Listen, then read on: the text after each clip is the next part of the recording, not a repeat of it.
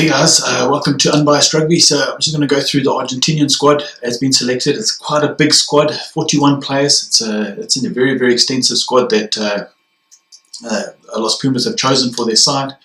It's quite a strange kind of makeup of players, but what I'm going to do is I'm just going to talk through the players. There's one or two players that I've picked up that I really like that have come back.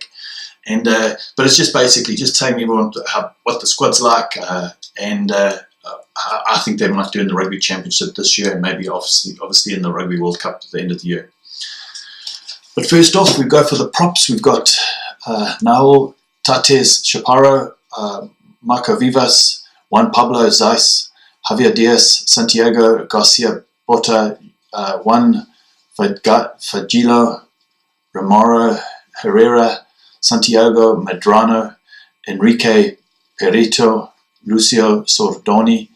That's 10. That's actually 10 props. I'm sorry, guys, about that if the pronunciation's not that great. I'm finding it quite difficult to go from Afrikaans kind of words and going across to Pacific Islanders and now obviously to Spanish. So please bear with me. Hookers, we've got Augustin Creevy, Julian Montoya, Santiago Sakino.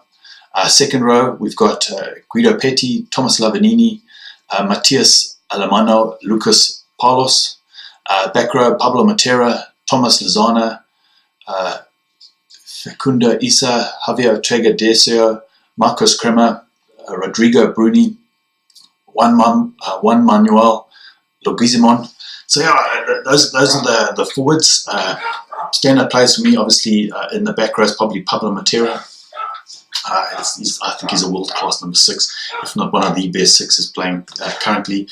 Augustin Creevy, there's probably, I don't think it'll be his last Rugby Championship, but probably his last World Cup coming up near the end of the year. Thomas Lavanini, I think he's also way up there as hitting close on world class, and his discipline's improved drastically over the last couple of years. The one thing it's just a little bit concerning because I know they've been mixing and matching with the Jaguares, but 10 props have been chosen. That's quite a lot of props when you're only going to really be taking 5 across to the World Cup. So yeah, there's maybe a big squad of 41, but this is going to be whittled down drastically over the next couple of months. Okay, now we go across to the forwards. We've got Scrumhoff, Thomas Cavelli, Gonzalo Petrino, Martin Ladajo, Felipe Escura. Fly halves, Nicolas Sanchez, Benjamin Utraplita, Juan Diaz Bonilla, Dominga Mayotti.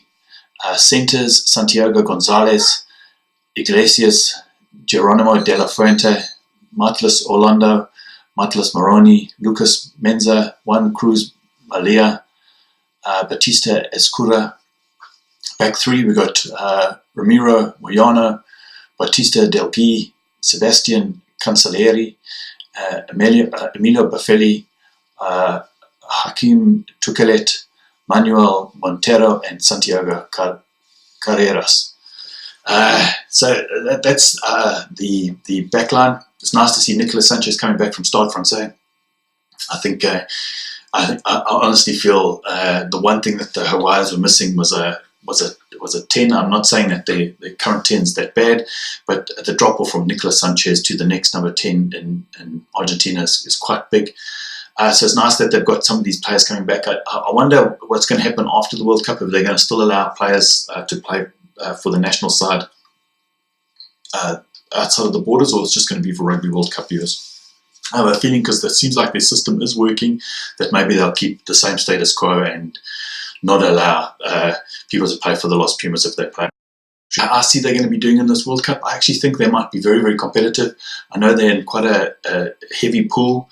I think with England and there's two big teams in their pool that are. So yeah, I think it could be.